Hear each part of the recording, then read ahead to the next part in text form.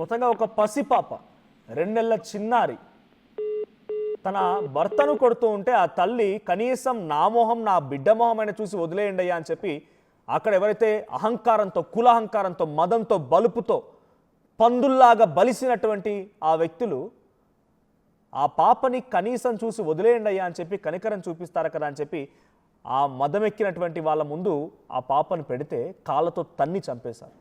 కులం అనేటువంటి పేరు ఇక్కడ ఎదురైంది.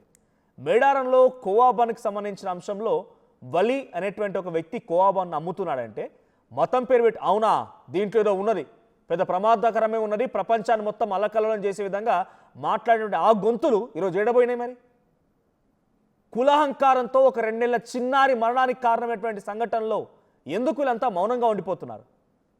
ఆ రోజు వలి అంటే మతం అంటే రాజకీయం చేయవచ్చు, కులం పేరు నేను రాజకీయం చేస్తానులే, లేకపోతే వీళ్ళు తక్కువ జాతి కులములలే, నిజంగానే వాళ్ళకున్న విధంగానే మీకు అదే అహంకారం ఉందా, కులహంకారం ఉందా? ఆ రోజు మాట్లాడిన వారు ఇప్పుడు మాట్లాడకుండా మౌనంగా ఉంటున్నారంటే ఇక్కడ ఆ శ్రీనివాస్ రెడ్డి మాదిరిగానో మధురెడ్డి మాదిరిగానో తుకారామరెడ్డి మాదిరిగానో కన్నిరెడ్డి మాదిరిగానో మీకు కూడా అదే కులహంకారం అడ్డొస్తోందా?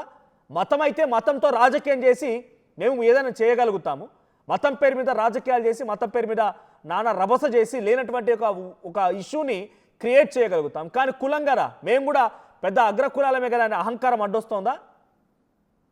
ఇక్కడ ఈ చిన్నారి గురించి మాట్లాడడానికి ఎవరు రారా? కుక్కలను చంపితే మనుషుల మీద దాడులు చేస్తూనే చిన్న చిన్న పిల్లల్ని చంపుతూ ఉన్న రోడ్డు మీదకి బండ్లు వేసుకొని కార్లు వేసుకొని వెళ్ళలేకపోతున్నామని చెప్పి ఆ కుక్కల్ని ఆపరేషన్లు చేయడమో కుక్కల్ని బంధించడం జరిగితే కుక్కలను చంపుతారని చెప్పి మీడియా సమావేశాలు పెట్టినటువంటి ఆ నోరు లేడబోయినాయి. ఇప్పుడు రారా? కుక్కల గురించి ఉన్నటువంటి శ్రద్ధ ఓ చిన్నారి మీద లేదా?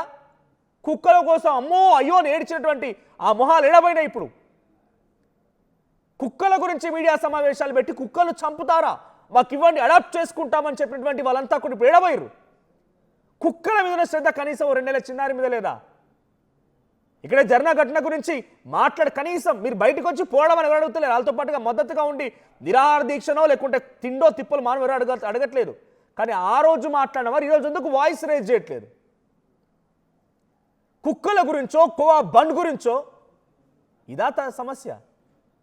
కోవా బండ్ చాలా పెద్ద అంశమైందా?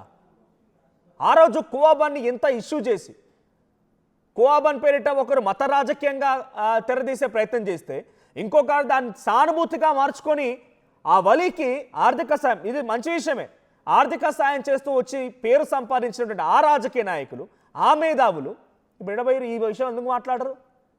అంటే ఆ రోజు వలికి మీరు ఎవరో ఎగెన్స్ట్గా ఉంటున్నారు, దాన్ని ఎగెన్స్ట్ కానివ్వకుండా కంట్రోల్ చేసేటువంటి బాధ్యతలో మీరు వచ్చి వలికి మద్దతుగా నిలబడ్డారు కదా. ఇక్కడ మీరు మద్దతు నిలబడండి, ఈ కుటుంబానికి మద్దతుగా రండి, బయటికి రండి. కనీసం ఆ తల్లి కన్నీళ్ళు చూడండి. పీసీఆర్ పెద్దగా ప్లే చేయండి, కనీసం ఇలాగైనా వాళ్ళు చలనం వస్తుందేమో. ఆ తల్లి కన్నీళ్ళు పెట్టుకుంటారు. 2 నెలల పాప తన గుండెలకు హత్తుకునేటువంటి ఆ చిన్నారి సడన్గా కనీసం ఆ తల్లి యొక్క కన్నీళ్ళు చూసారా, బయటికి రండి. మనిషి అనేటువంటి ఒక నిజంగా మీలో మనసే ఉంటే, మీరు మనుషులే అయితే, మీరు నిజంగా మనుషులే అయితే కుక్క కోసం సైతం పోరాడేటువంటి గొప్ప మనస్తత్వం ఉన్నటువంటి వ్యక్తులుగా మీరు 2 నెలల చిన్నారి చచ్చిపోయిందా కులహంకారం అంటే మాట్లాడేటువంటి మీరు మీరు ఏ రకమైనటువంటి వ్యక్తులు, లేకపోతే మీలో ఎంత విజ్ఞత ఉంది, ఎంతటి సమాజంలో ఉపయోగపడే వ్యక్తులు మీరు అర్థం చేసుకోండి. ఆ రోజు యాంకర్ రష్మి వచ్చింది, డెఫినెట్గా తను రావాల్సిందే, కుక్కల గురించి మాట్లాడరు, ఓకే బాగానే ఉంది. ఈరోజు 2 నెలల చిన్నారి చనిపోయింది. నీకు విషయం ఐడియా ఉందా రష్మి గారు, యాంకర్ రష్మి గారు? తర్వాత రేణుదేశాయ్ గారు కుక్కల గురించి మాట్లాడుకొచ్చారు. మీకున్నటువంటి ఆ కైండ్ హార్ట్నెస్కి లేకపోతే ఇంకో దానికి మీరు మాట్లాడిన మాటలకి గుడ్, వెరీ గుడ్, మీరు మాట్లాడాల్సిందే. కానీ ఆ రోజు అంతా ఏడ్చి అంతలా గగ్గోలు పెట్టి అంతలా మీ ఆవేదనని మీ యొక్క ఆక్రోశాన్ని చూపించిన మీరు ఈరోజు 2 నెలల చిన్నారి గురించి మాట్లాడాల్సిన అవసరం ఉందా లేదా మీరే తేల్చుకోండి. కోవా బండ్ విషయంలో రాజకీయ రాద్ధాంతానికి తెరలేపిన వాళ్ళు మళ్ళీ దాన్ని రాజకీయంగా ఆ యొక్క డ్యామేజ్ కంట్రోల్ కోసం వెళ్ళిపోయి అందరూ కూడా ఆయనకు మద్దతు నిలబడ్డ రాజకీయ నాయకులు, ఎమ్మెల్సీలు. నాగబాబు గారు మీరు ఎలా ఆ కుటుంబాన్ని కలిసారు, పరామర్శించారు కదా, మరి ఇక్కడ ఎందుకో ఈ కుటుంబాన్ని పట్టించుకోవడం లేదు? ఓహో ఇది తెలంగాణనా, ఓకే ఇక్కడ మీకు సంబంధం ఉండదు కదా.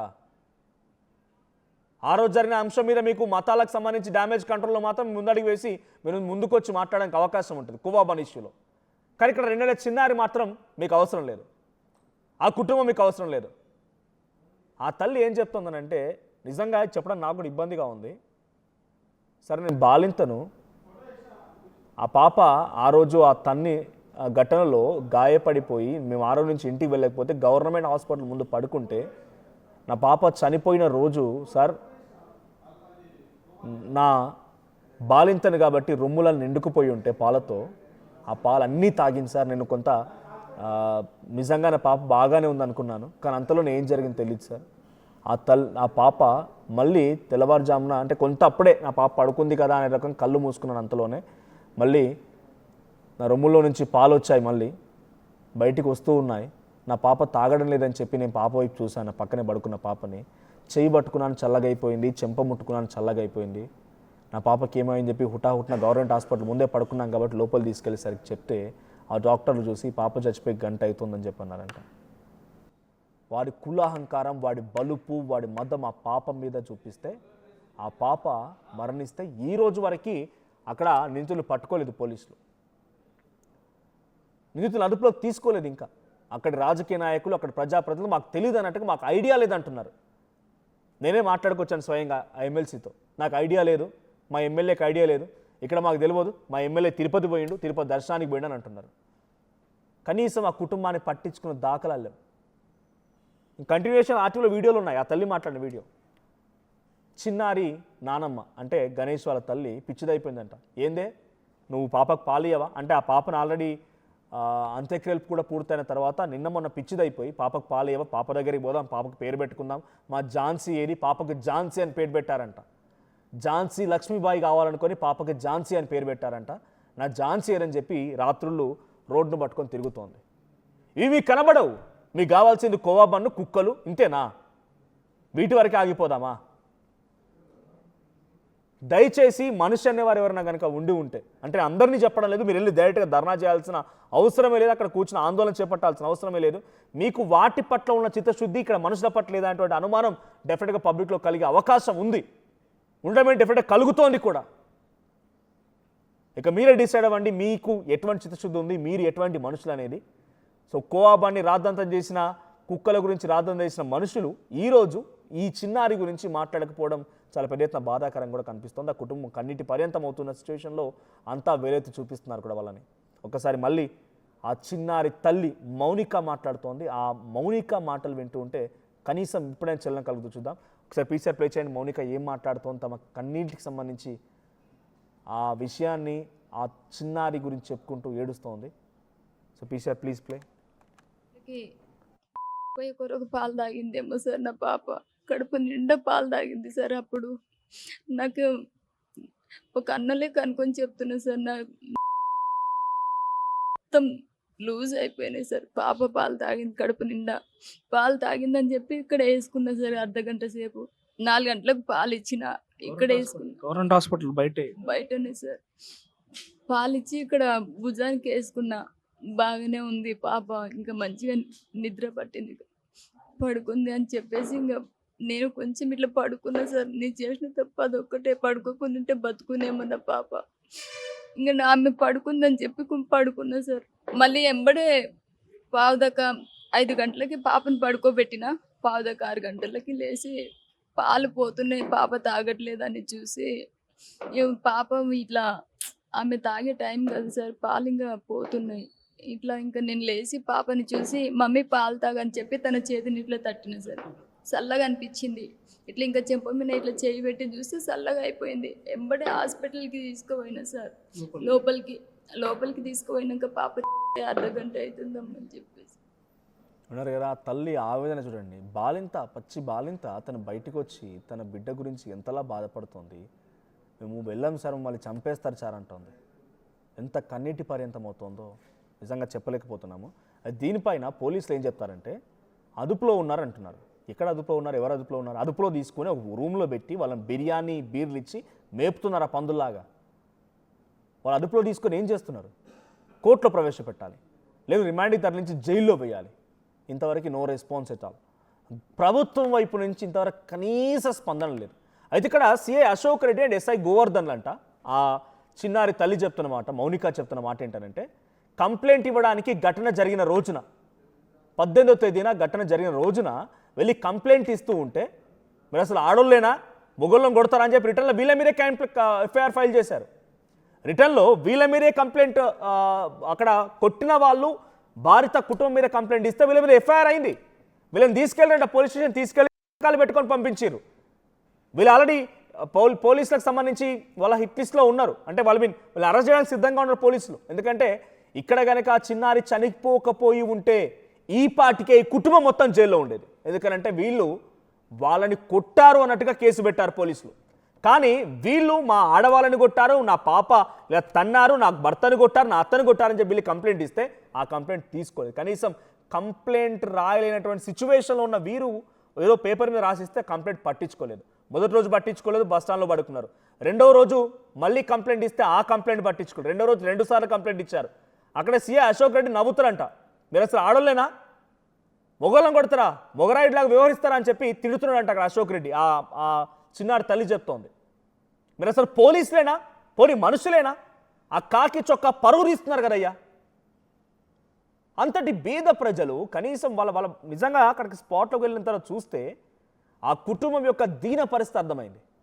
4 రేకులు, ఇనప రేకులు వేసి చుట్టూ 4 గోడలుగా కట్టేసుకొని ఆ చిన్న ఇంట్లో ఉంటున్నారు. ఊరికి చివరిన పక్కనే ఒక కాలువ వెళ్తూ ఉంటుంది, ఊరు చెరువు కాలువ వెళ్తూ ఉంటుంది. చెత్త చెదారం మొత్తం పక్కన ఇంటికి ఆనుకొని ఉండడానికి ఇల్లు సరిగ్గా లేదు. ఆ కుటుంబం వెళ్ళిపోయి మాపై వీళ్ళు కొట్టగలుగుతారు, ఆ కుటుంబాలని వీళ్ళు కొట్టగలుగుతారు నిజంగానే. కానీ వీళ్ళ మీద కేసు అయింది. వీళ్ళ మీద 19వ తేదీన ఎఫ్ఐఆర్ చేసిన పోలీసులు నిందితుల మీద 22వ తారీఖు వరకు కనీసం ఎఫ్ఐఆర్ చేయలేదు. వీళ్ళని పిలిచి సంతకాలు పెట్టించుకున్నారు. వీళ్ళని పిలిచి పోలీసులు వార్నింగ్ ఇచ్చారు. పైపెచ్చి వీళ్ళని తిడుతున్నారు. మంత్రి పొన్నం ప్రభాకర్ కూడా మాట్లాడుకొచ్చారు దీని మీద. అదుపులో ఉన్నారు, మేము అదుపులో తీసుకుంటాం, శిక్ష పడేలా చూస్తామంటున్నారు. ఎప్పుడు శిక్ష పడేది? ఇంకా 8 మంది, 2 నెలల చిన్నారి చచ్చిపోయింది. ఆ కుటుంబం మొత్తం రోడ్డున పడింది, రోడ్డుకెక్కింది. రాజకీయ నాయకులు సంఘాలు అన్నీ వచ్చి అక్కడ ధర్నా చేపడుతుంది. ఇప్పుడు కనీసం నిందితుల్ని పట్టుకోలేదంటే మీ పోలీసు యంత్రాంగం ఎటువంటి పనితీరు చూపిస్తుందో అర్థమవుతోంది.